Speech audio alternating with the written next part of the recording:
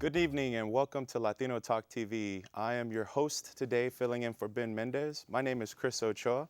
Also, I'm here joined with Javier Perez. He's a co-host, and we have Eddie Deckard as well, Pastor Eddie Reverend Deckard Eddie Decker. with And then Greenhouse we're letting the International rookie. Church. We're letting the rookie run the show today. So Times who are knows? changing. Who knows where we're gonna be? Times are definitely Once we get changing. these young men in here, I don't know about us old guys, Pastor Decker. Let's rock and roll. Dude, I tell you. Let's rock on, let's rock and roll, ride the wave. So we've got a great show for you today, ladies and gentlemen, and just wanted to let you know this is live television broadcast out in Houston's East End over here at Houston Media Source. Live television means that you can call in. There should be a number periodically throughout the show that you can see and dial in if you want to ask any questions or just comment on some of the dialogue that we're having. So, fellas, how was your weekend? Man, well, football season started, but that doesn't mean it was a good weekend. I know that's right. Well, I had a great weekend until I got home and turned the game on. You know what? Pat, I commented Pastor Decker. I said, you know, Pastor, I know you probably start getting looks around noon.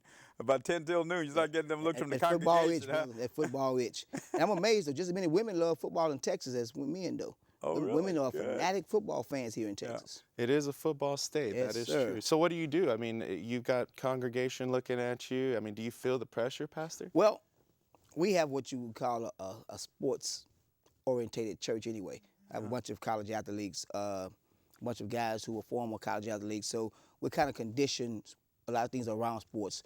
My wife said I've never preached a sermon. I didn't mention something about sports. So the guys at the church are pretty sports orientated. So it's not natural flow. You know, and that's really awesome because you want to really reach your congregation with a message that has examples that are very applicable, Yes. very easy to understand. Who doesn't understand sports, right? Exactly. Getting back to the sports now, on Sunday, you know, Houston Texans fell. They fell to the Kansas City Chiefs. Terrible start. Terrible what, start. but only by 7. That's not that bad. Well, you know? sometimes the score is not really the score. That's true. Because what I mean by that, if you watch the whole game, the final score looks like a close game, but the game was never really close. Yeah. We lost the game in the first quarter. You know, I for one didn't see the entire game. I got in and started tuning in on the second half, and at that time, Brian Hoyer had already had a interception, fumble. turnover, fumble. The Houston Texans apparently in the first half really didn't do so well, and then as I started watching, and it just seemed like Brian Hoyer he wasn't necessarily as comfortable as he could have been in the pocket. What do you say, Javier? Man, he did not look good at all. You know, and I know a lot of people were glad to see you when they brought Mallet in. I will tell you, man, Mallet, he kind of gave a surge of energy, just kind of like a shot of energy there. Just To me, it seemed like Groundhog Day. No matter how much changes, it remains the same. It's like I was watching David Carr all over again. And I was watching the bad Matt Schaub all over again. I mean, new coaching staff, new quarterback, new everything except the same output on the field. yeah. You know? Yeah, and then with Aaron Foster not around, it definitely hurts us. But apparently he's rehabilitating his injury pretty well to, some say, be able to play in week 2. That would be great to see that. We definitely need another burst of offense with the Houston Texans. I hadn't heard that. They're talking about bringing him back saying next week. but I hope not because he's injury prone. You don't want to rush him. Yeah, you he's don't want to injury rush prone. him. I'd rather wait. But what I would like to see is a quarterback change this week. I would like to see on Sunday, when I do get out of church, turn my TV on, I would like to see Mallet at quarterback. If nothing else, it's time to make a change. We're 0-1. Let's not wait like we usually do until the season's lost. Let's 6 weeks into the season before let's do it now. I definitely agree. You know, I think that the Houston Texans need to really figure this quarterback situation out because the longer you prolong that change, the more uncertainty there is in the team as a whole. Because when you have that uncertainty, even at the head of the quarterback, you can only rest assured that all the rest of the team that are surrounding that leader in the field of play will have some of that uncertainty. It's just law of attraction. So I really hope they figure it out. I know Bill O'Brien did talk about it today, but didn't really mention any names. So I imagine this week they're going to pretty much have an open battle. Well, that's an old saying in football. When you have 2 quarterbacks, that really means you have no quarterbacks. Really, because you don't have a true leader. And a football team needs a true leader on the field. And J.J. Watts is the best player on the team, but the quarterback by nature has to be the leader of the team, and right now we don't have that. Yeah, absolutely. Any of you watch Hard Knocks, HBO? Oh yes, yes. Yeah. I'm a sports fanatic. Anything sports, I'm gonna watch. I tell you, man, I've never watched Hard Knocks ever. You know, I know that when Dallas came out, I think that was the first season, and there was a big push for just Hard Knocks because it's America's team. Well, Yes. it's already in its 10th season. Hadn't watched it until they highlighted the Houston Texans. Said, man, this is my team. I got to watch it. It's my team, you know. I was thoroughly impressed with the way they produced that whole show. It was I mean, excellent. it was very awesome. It was excellent. And I actually watched the last show last night, and they had the bloopers and everything.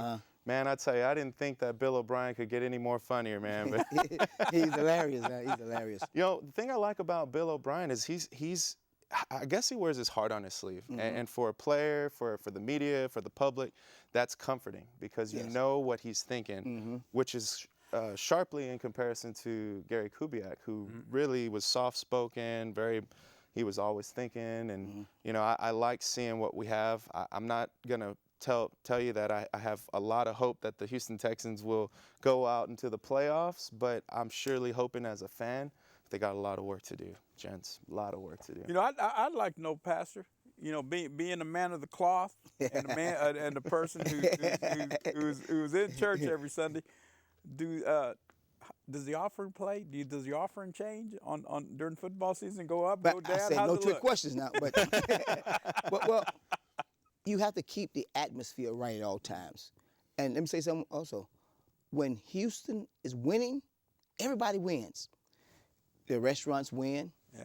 The dry cleaners win. The car wash win. Everybody wins when the Texans are doing well. The whole city feels better, and everybody wins. So I'm cheering for the Texans to do better.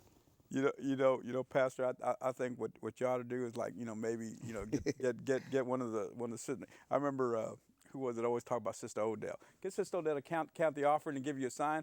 Look like we're going to be here a little bit longer to the congregation. You know, the offering plate was a little short this week. Man, that's hilarious. That'd be a good way. Funny. We're going to have a second offering today. You are funny. Yeah. That's awesome. No, that would extend the service. And That's why they better do it right the first time. exactly. We want to get home to the game. Absolutely. In other sports news, the Houston Texans, not Houston Texans. Houston Astros. Astros. Man. And those guys have been doing amazing, haven't they? Man, what they scored 5 5 in the ninth? runs with 1 out left. It was 2 outs.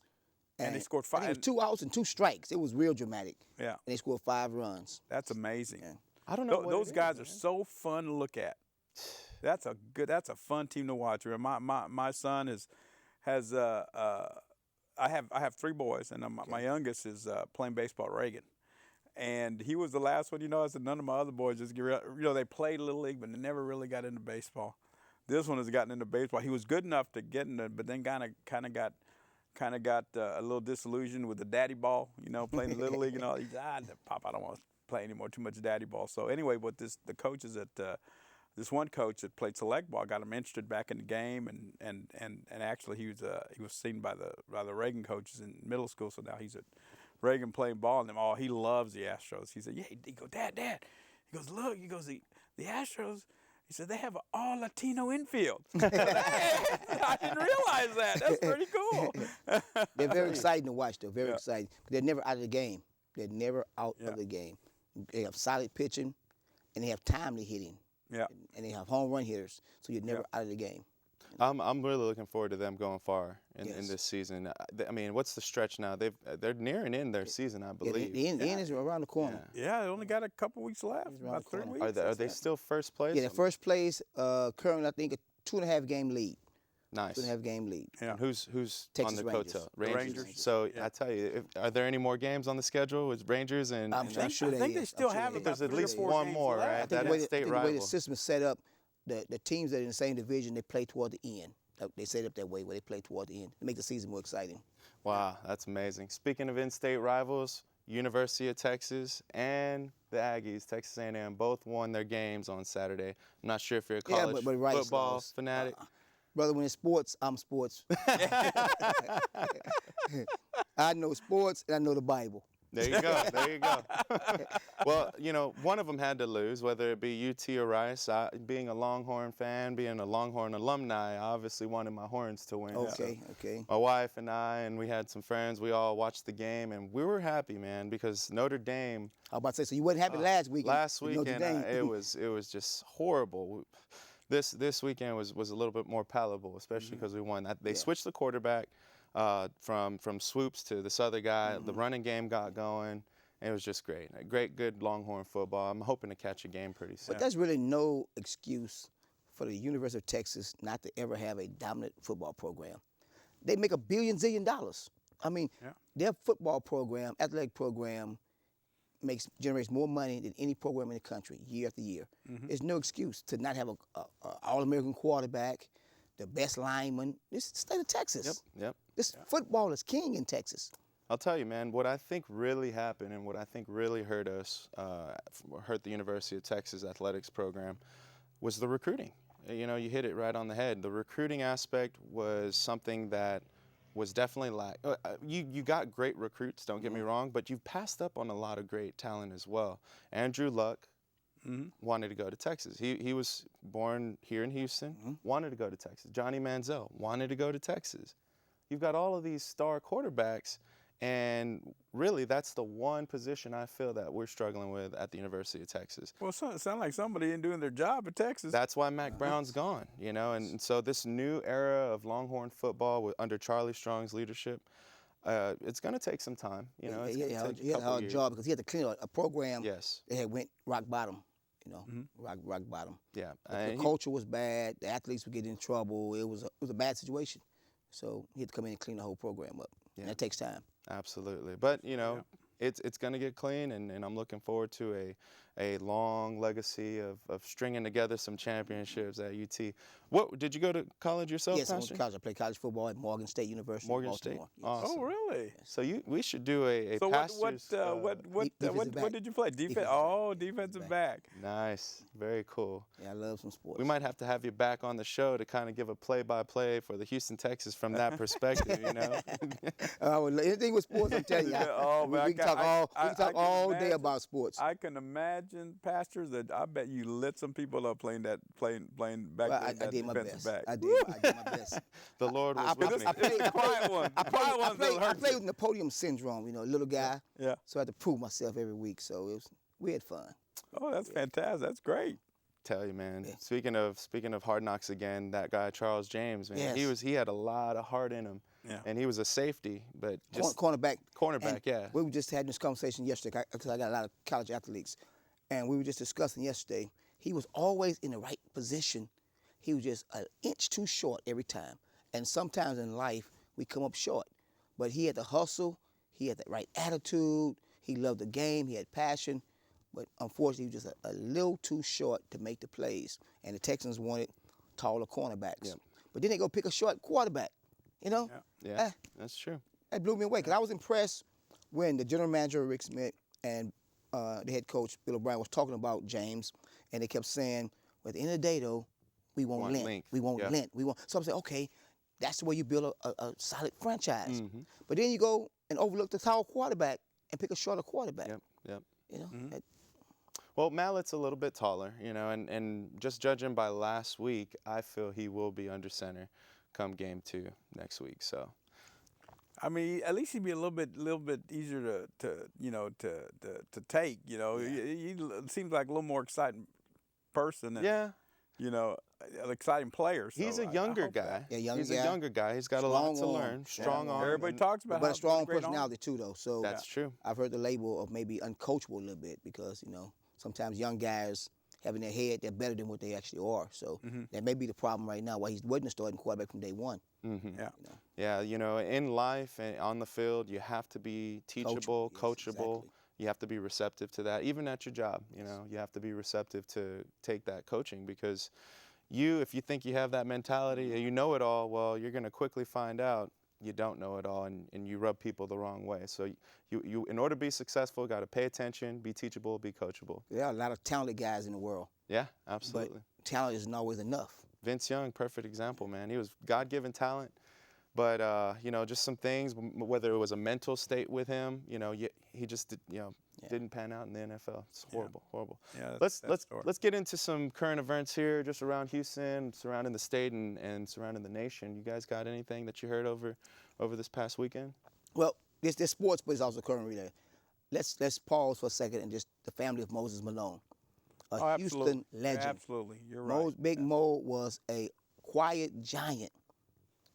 3 out of 5 years MVP of the league. That's LeBron status. Wow. You know, Moses Malone was a legend here in Houston. He actually taught Hakeem Olajuwon how to become who Hakeem Olajuwon was. Really? Yes. Wow. Downtown at the Fundy Gym. Yep. Hakeem would show up every day and work out with Moses. Because when Hakeem first started, coordination was bad. He had no basketball skills. Moses Malone schooled him every day and made him into a champion. Wow. Wow, that's amazing. It's Moses, you're talking about a guy that went to the NBA straight out of high school. Yeah, high school. I think he was the first one to do that, wasn't he? Well, he wasn't the first one, but he was the most successful. Yeah. There was a couple of guys before him. He was the most successful, if I recall. Yeah. And for one period, for 7 years in a row, and no one else has done his period, for 7 years in a row, he averaged 26 points and 16 rebounds. wow. For 7 straight years. No one else has done that since then. Wow. And all the great players we've seen, no one else has done that. Great player in Moses Malone's. You know, so sad See, to Chris, hear. this is before your time. But No, you know what? I remember Moses. I will tell you this. I had talk about him. You know, talk about Moses. You know, I had a playing card with Moses Malone, and you know, I collected cards back in the day. So I had Hakeem, I had Moses, I had the Admiral, I had all Nick Van Exel, all these guys. I grew up watching basketball. One heck of a player, man. Just dominant player. Dominant player. He would get rebound after rebound. Just strong guy. He wasn't the tallest guy. He was only at 6'10". He was, and he would position himself. He was strong, get rebounds. A great guy. And he never gave the Houston team any trouble. Never off the court problems. Never. Yeah, and you see that a lot today. There's a lot, especially with social media and paparazzi following you all over the place. You know, I imagine if I had paparazzi all over the place, I might make some headlines here and there, man. But they literally live. Athletes today live in a glass house, and it's you kind of have to be a person that knows the PR aspect of being an athlete as well, because you've got all these different players, not a very short few that just mess it up. You know, that they don't understand different ways of acting and how to act right, do things right, be the role model that obviously the American public is looking at them to be. Then you got people like J.J. Watt, who's just amazing, good guy. I'm gonna be honest. I don't know where J.J. come from. I'm serious. Go from another planet. I mean, this guy, he says all the right things. He does all the right things. He eats all the right things. I mean, this guy is phenomenal. Yeah. I mean, he's a once in a lifetime athlete.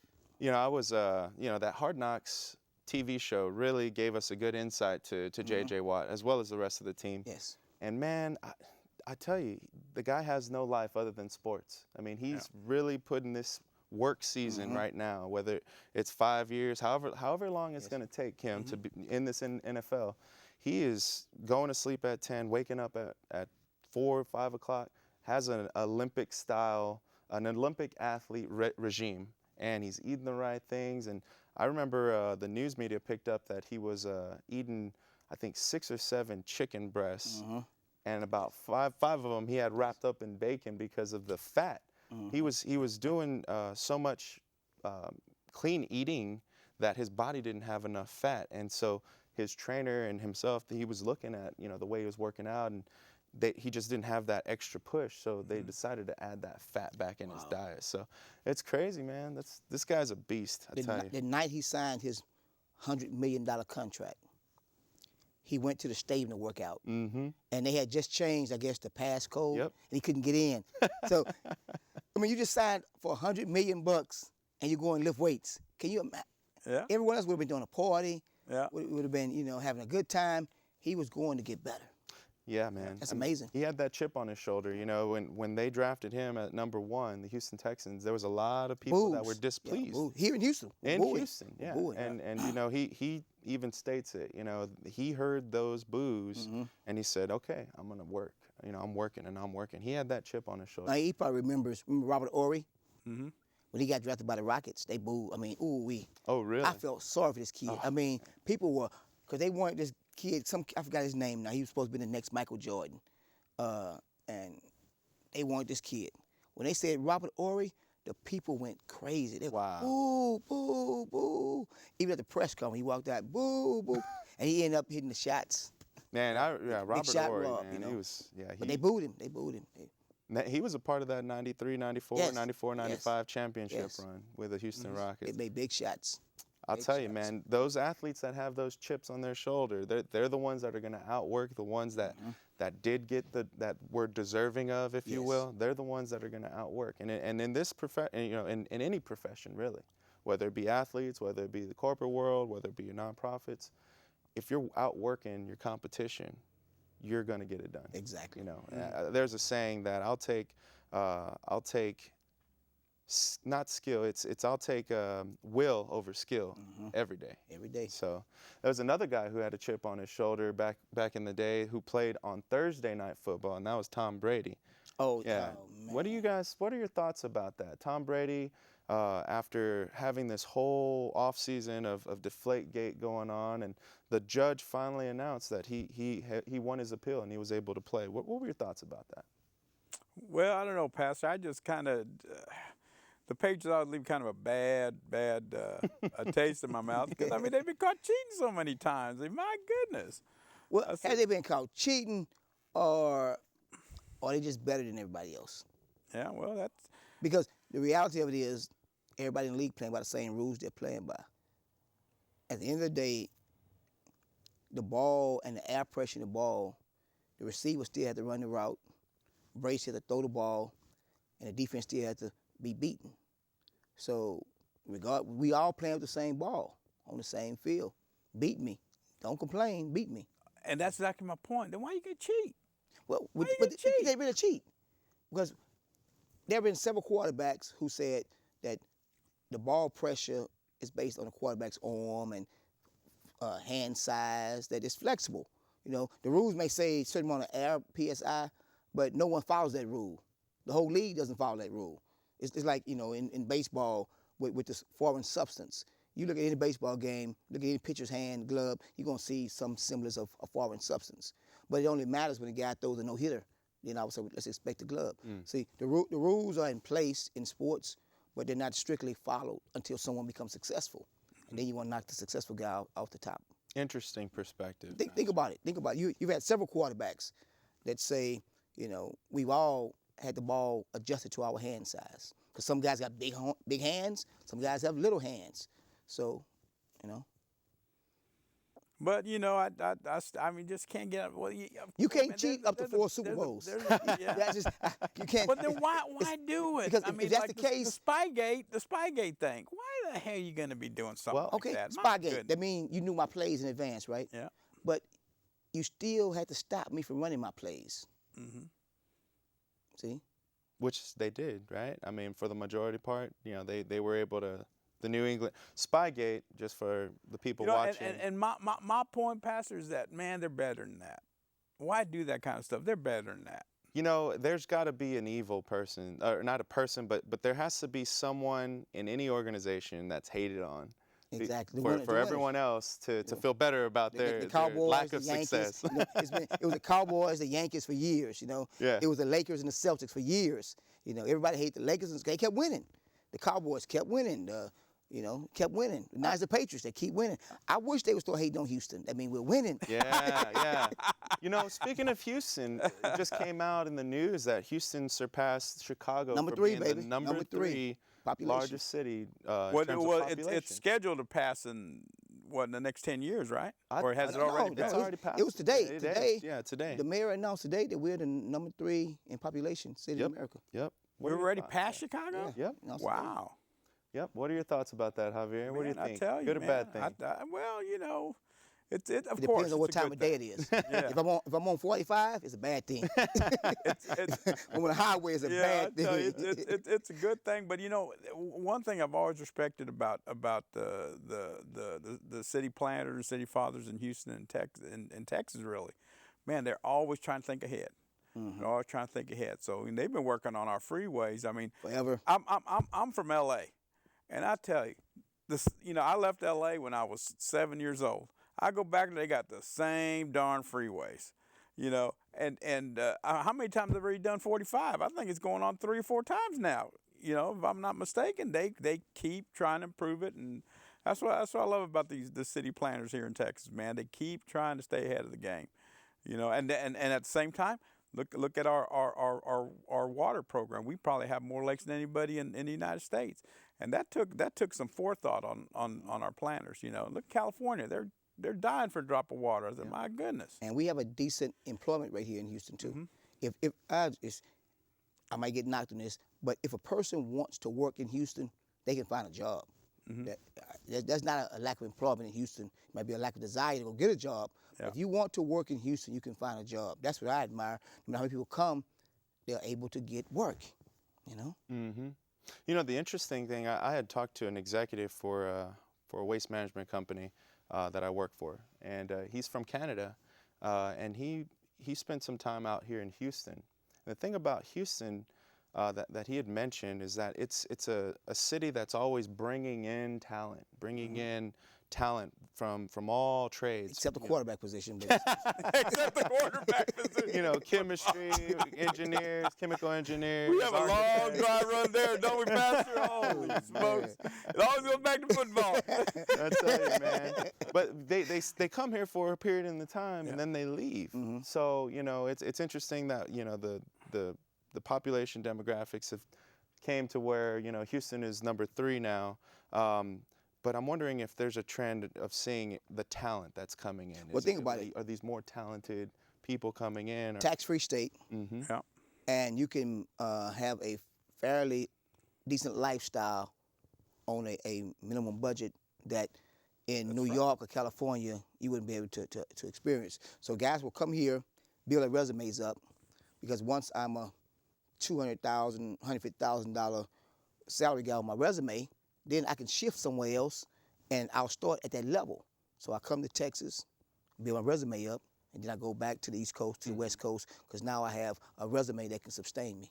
But it's not a good place to start out at, Good point, yeah. But we get quite a few people that are retiring here to the Houston area. Tax-free. Yeah, absolutely. And I've met, it make it out. Like I said, I was born in L.A. My parents were native Houstonians, and I can't. It amazes me when I meet other people, and I've been meeting a lot of people from the West Coast that are retiring and coming to Houston, for one, because of property here is just so cheap, and houses are so cheap here. Real estate is great. Pearland, the Woodlands, Kingwood. You'll be surprised how many retired athletes live in those communities. Because when they retire, they come back, build a big house, Yes. a big plot of land, Absolutely. tax-free. We always get a lot of grief over the heat. It's maybe just 3 months out of the year where it's really hot. Well, I'll tell you, the June, weather July, now, August, September starts cooling off. October's great. November's fantastic. December's a little bit on the cool side. Oh my goodness, it's maybe 3.5 months of the year where it's really kind of unbearable. I love the weather. But I mean, you know what? Like I said, I was born in L.A. Man, keep L.A. I was born I'll in take Houston in Fifth every Ward. time. And when I got to college, Oh, baby, you're from the Nickel. Yeah, check Okay. this out. The dirty nickel. Okay. I got to college, right? Yeah. And football camp started July 31st that year. So it's 100-some degrees here. So I get off the airplane, it's a little chilly. July 31st, the next day, it's snowing in Baltimore. Oh, wow. And I had never seen snow. I'm a 17-year-old kid, never in my life seen snow. I'm like, what is this stuff? so I'm a freshman. You got to run backwards. You got to run backwards. I got to learn how to run backwards in snow. I was like, man, I love some heat in Houston. Oh, man. So the East Coast, they got snow. West Coast, they got earthquakes. Here, Fire. We just got humidity. we but have can bear hurricanes, though. We have hurricanes. that. Yeah. But other than hurricanes, we pretty good. Yeah. Well, we're going to take a short break. You can see that there's a number on the bottom of your screen. If you'd like to call in, ask any questions for us to comment on, we'd be more than happy to do that. When we come back, we're going to talk to Pastor Deckard about some issues that are facing our community, and we will be back in 1 minute.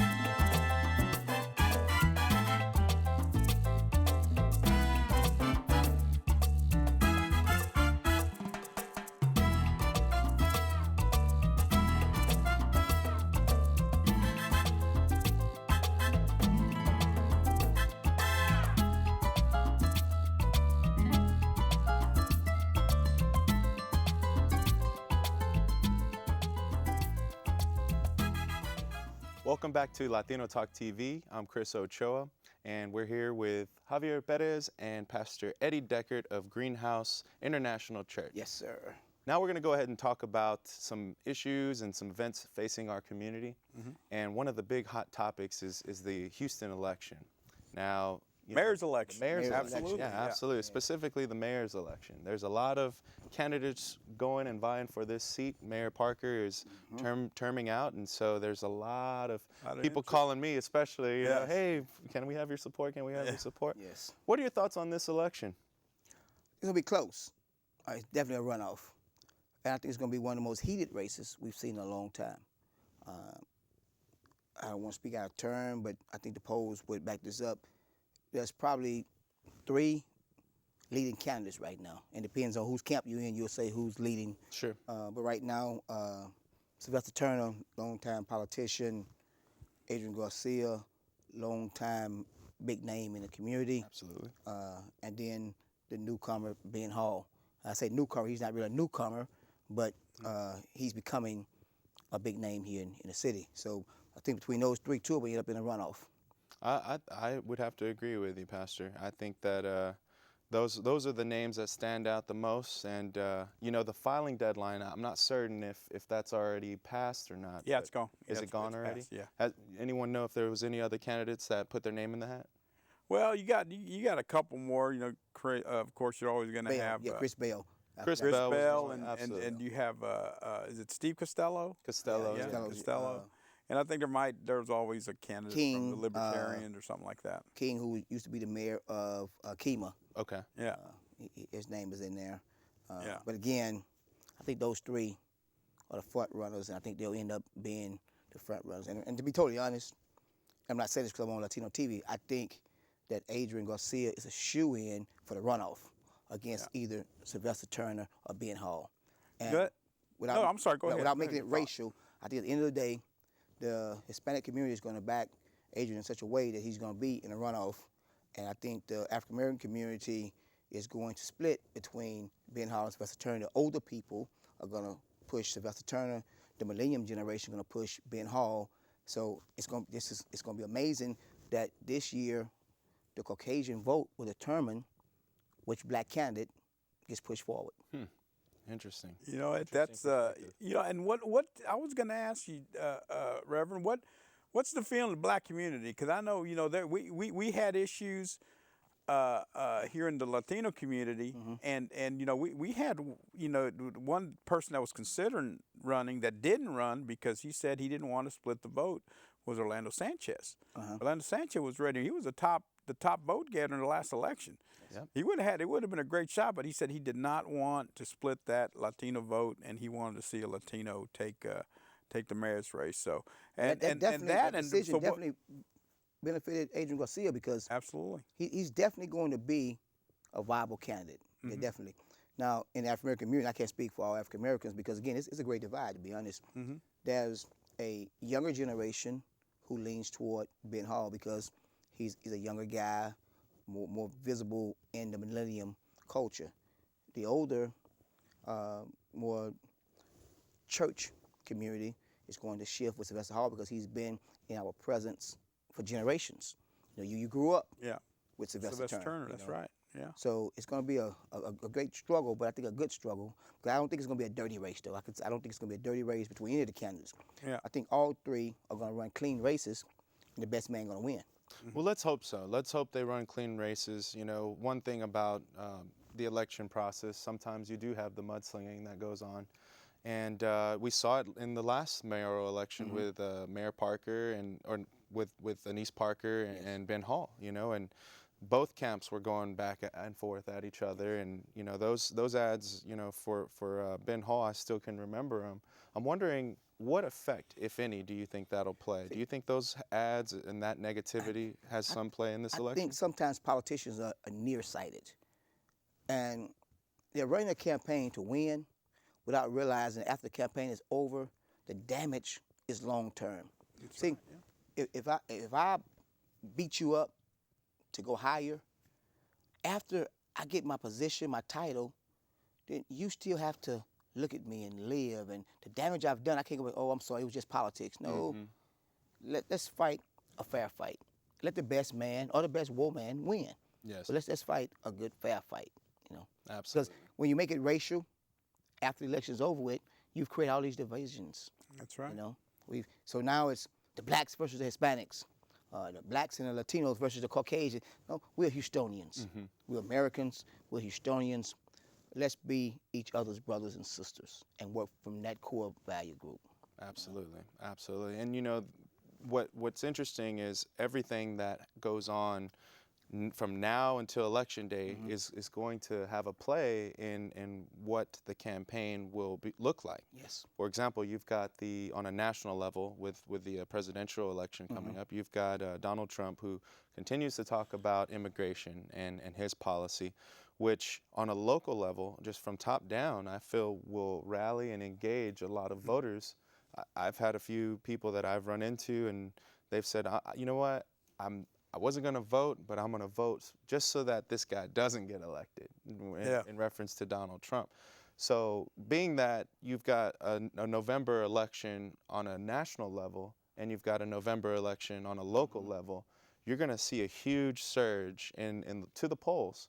The only key thing here is, again, Pastor had already alluded to it, there more than likely will be a runoff. Yes. And the idea will be, if you have Adrian Garcia, assuming that a lot of the Latino vote comes in from this surge, if you have him as one of the candidates, and then let's just say either Turner or Hall as the other candidate, it's going to come down to getting that second win, going in there. You know, but then again, I mean, if they split the vote enough, man, that could easily let Costello in the race. Well, that's why I'm saying this time it's going to be depending a lot on the Caucasian vote. Yeah. And I'll give you a reverse effect.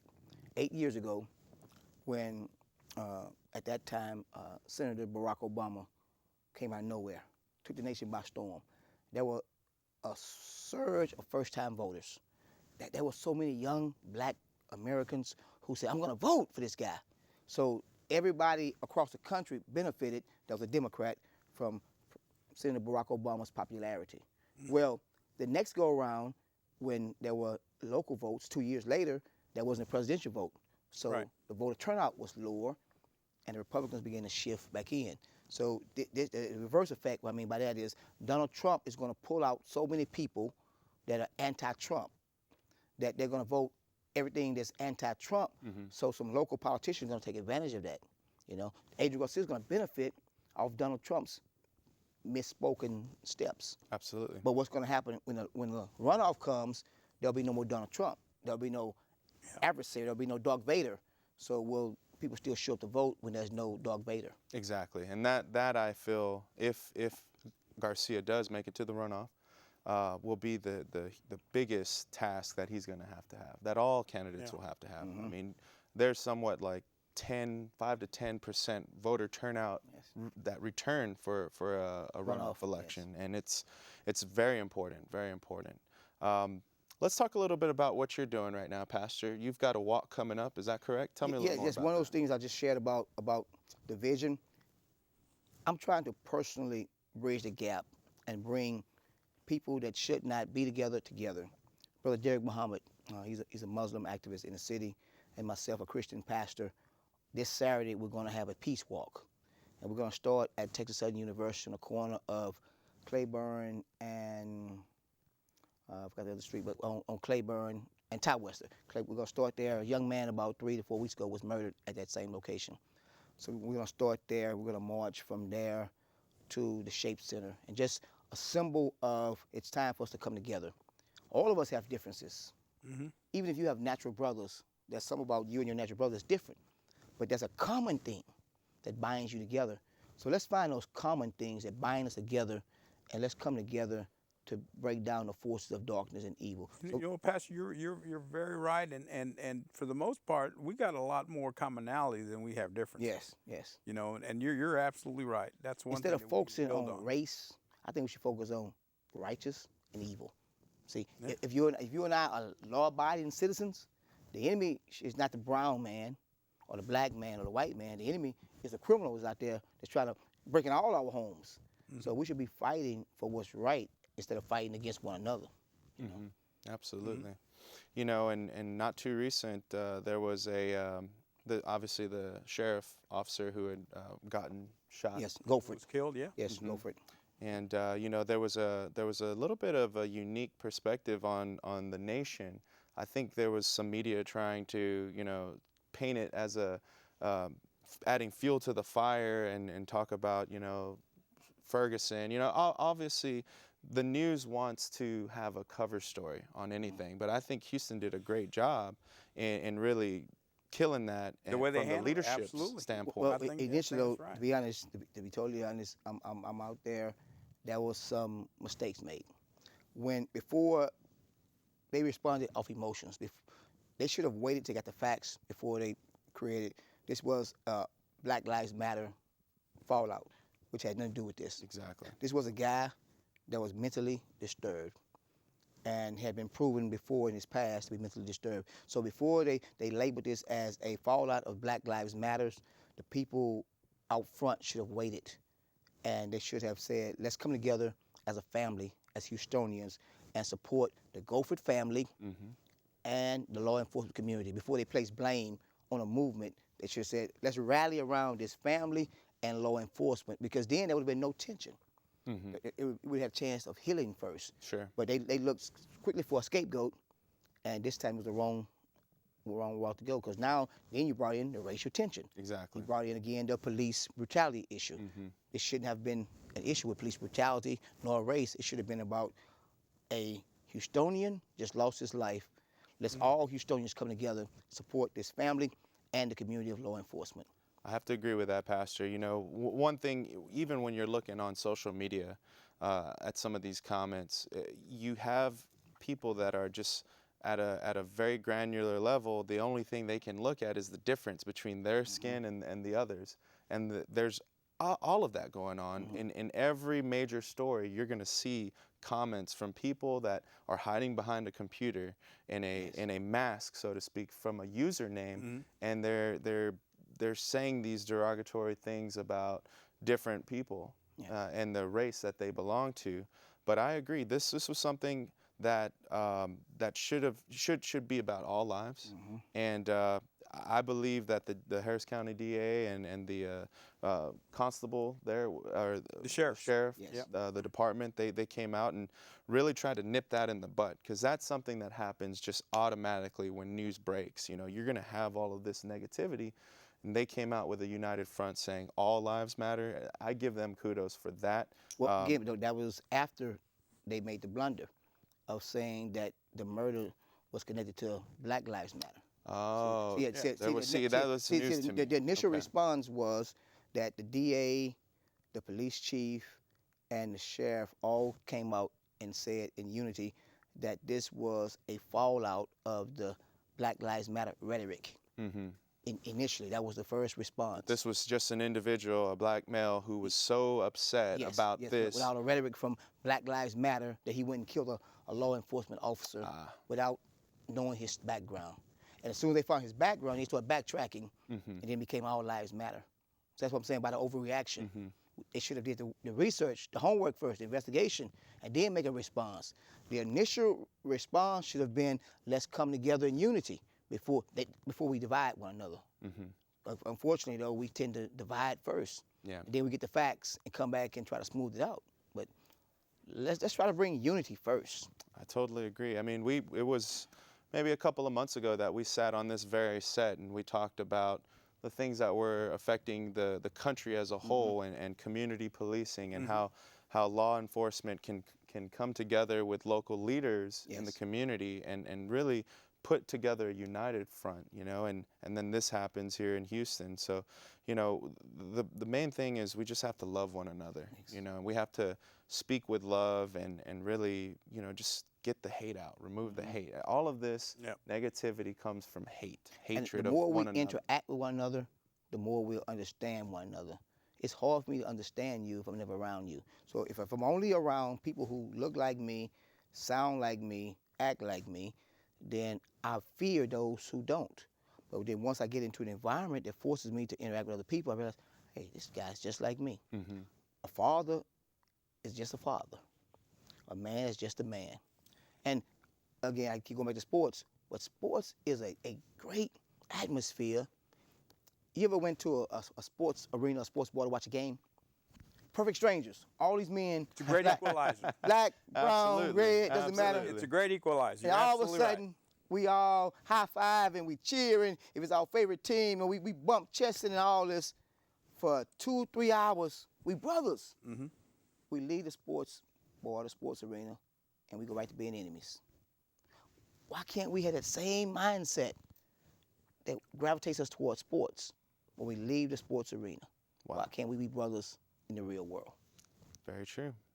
That's a great point. I've never seen a black Houston Texan fan.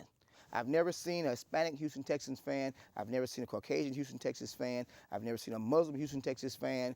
I've never seen a Christian. I'm a Houston Texans fan, point blank, with no other labels. So why can't we just be brothers without the labels? Wow. Excellent point. Excellent point. Javier, you got anything? I tell you, I think the Reverend makes a very good point. He makes a very good point. I mean, sometimes we just got to look beyond that. You know, look beyond that. And like I said, let's think about the things that bring us closer, not the things that keep us apart. You know, Absolutely. and you know, I'd like Reverend to again let's reiterate about the march you're having. Is it Yes. this Well, weekend? before we do that, we do have a call. This individual called in. Again, you can call in. We're a live show, and I believe this individual wants to comment on our dialogue. Can you hear me? Hello? Caller there? Audio coming through? Speaker? I don't hear anything. I don't hear anything, guys. Stay on the line, caller. There we go. Hello? Caller, are you there? Live TV.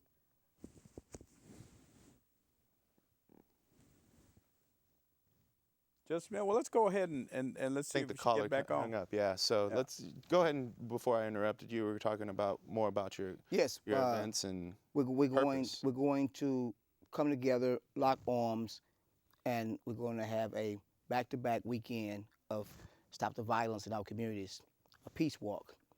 And we're going to have mothers who have lost their children to senseless violence. We're going to have young adults who are struggling every day to protect themselves. And we're not marching in protest, we're marching in unity to show that it's time we came together, one God, one love, that we came together and let the forces of evil know that we're going to stand together, we're going to protect our communities, we're going to create a crisis hotline where if someone, it's this thing, and in our community, I'm sure in your community too, there's no snitching rule. Mm-hmm. That's one of the craziest things I've ever heard in my life. And I think that was kind of what happened with the person that had gotten shot and killed a couple weeks ago, right? Near the TSU campus, there was a bunch of people Yes. around, Yes. but there was this no snitching rule. A lot of people don't want to talk to cops. But that is crazy. It says, and I hope I get it right, snitches Get get stitches. stitches, Right. end up in ditches with the fishes. Mm. That is crazy. Mm. So we're going to create this crisis hotline to make it more palatable to call and report. If you see something, you can call us, and then we'll get involved. If you So have, there'll be a buffer. Yes, It a won't be buffer. necessarily that individual speaking directly to Yes, the exactly. police. There will be an intermediary there yes, that and will. this line will be in effect 24/7. And we're going to go across the religious front of Houston. Yes. That's why. All religions are welcome. Yes, everyone, everyone who desires to have peace in our community, everyone. Doesn't matter. And where's this going to start? The first one this Saturday is going to be at TSU on the corner of Claiborne and Tywester at 1 p.m. The following weekend, the following Saturday is going to be on Wayside and Lay Road, and that one will begin at 11 a.m. because right after that one, we're going to have a summit, a peace summit, in which we will just talk about it's time to come together. On this Saturday, we'll do the march. We'll end up at the park, Shape Center. It's a park right next to it, and it'll be like a day of just encouragement, to encourage people to get involved, to encourage people to love one another, to cross over all the barriers that divide us. Interesting story, real quickly. Brother Derek Muhammad and I, we grew up right next door to each other. There was a chain link fence that separated our homes. I grew up in my grandparents' home. He grew up in his grandmother's home with a chain link, and we never interacted growing up. I'm a few years older than him. I was an athlete, so I was never really home. I was always involved in sports and stuff, so we never, and as adults, when we came together, one day they said, he said, I'm a Muslim. I said, I'm a Christian. But we had been interacting with each other, working with each other, without ever it being important that he was a Muslim or I was a Christian. So we're trying to be a beacon of light that you can be different and still work together. Mm-hmm. Because at the end of the day, we both desire to make our communities better. Absolutely. And it doesn't matter, if your goal, your common core is to make your community better, I want to walk with you and work with you. What do you do, Pastor, with those individuals, let's just say that you may have interacted with, that just still have that hate in them, and they're just mad at the world for whatever the reason? You'll be amazed. And I consider myself a nice guy. But the Periscope we were doing earlier, I have a radio show coming on every Tuesday from 3 to 4. And I did the Periscope last week. And I had a military guy on, a guy that serves the United States Army. And every Wednesday in our community, or the first Wednesday of every month in our community, we feed all the senior citizens. And this guy volunteers his time to come and feed senior citizens in our community. We got so much hate on Periscope last week. Wow. I mean, how can he be a guy who feeds the hungry and he go kill people? I'm like, he's a soldier. I mean, he's protecting the borders. He's the peace that you're able to, freedom of speech you're able to have because of soldiers protecting the borders. Absolutely. But I was amazed. I had never really read the comments on Periscope. And I looked down and I saw all this negativity. I know. Yeah. I mean, people just sit around and whine, complain, and be negative. I mean, he's an African American. I'm African American, so we got racial comments. We got anti-military comments. We got anti-church comments. We got anti. I mean, I was like, where's the love? I mean, we're talking about feeding senior citizens, and at my church Sunday, what we did, we had over 200-something motorcycle riders there, because once a year we do a bike blessing. All the motorcycle riders, they come to church, and I pray for the safety and protection. So we had over 200-something bikers. And, That's awesome. But they also do community service work. They go out into the community, like at these peace walks. They're gonna bring their bikes. They're gonna be a part of the marches. They go with me to feed the senior citizens. Whenever I'm doing something in the community, they show up. This particular Sunday, I'm not bragging, but this particular Sunday, we're giving away $15,000 worth of brand new price tag still in the clothes, underclothes, shoes, and jewelry for women in our community in the city of Houston. That was a store that went out of business, and unfortunately, the judge ruled against them, and they lost everything. Wow. The store owner called me and said, because of what you're doing in the community, I'm gonna give you this store, and you can sell everything for your church. And I said, no, if you don't mind, I'm not gonna sell it. I'm gonna load an 18-wheeler up, bring it to the church, make the gym into a store, and bless the community with the blessing I just received. Wow, that's amazing. And those motorcycle riders are going to come and volunteer to help when the people come to get the clothes. That's So, awesome. I'm not certain. I'm just going to make a bold statement here and just say that those individuals that are behind that computer screen making those comments, I'd venture to say that they live the same lives every day in and day out. The sheltered life that, when you speak about, if you're staying in the same comfort zone, if you're still comfortable, you're not growing. You're not growing spiritually. You're not growing mentally, education-wise. And I feel that if you put yourself out there and give back to the community, you read a book every once in a while, maybe on personal development, you're gonna be able to start working on yourself. Yes. And that's the thing, the concept of always having your best self put forth.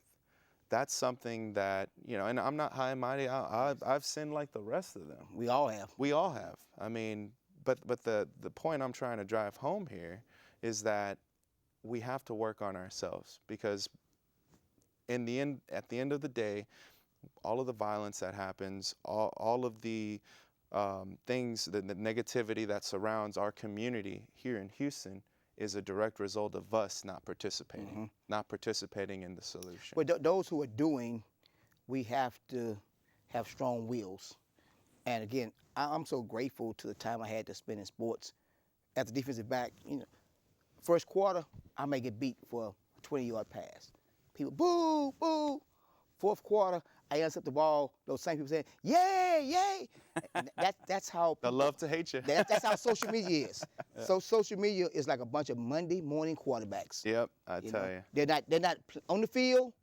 They're not doing anything, but they will critique you on everything you're doing. So you got to just keep doing what you're doing. Absolutely. Guys, that's it for the show today. We want to thank our sponsor, Talento Bilingüe, the Houston TBH Center, and we will be on at 6 p.m. next Monday. See you soon. Well, time flies.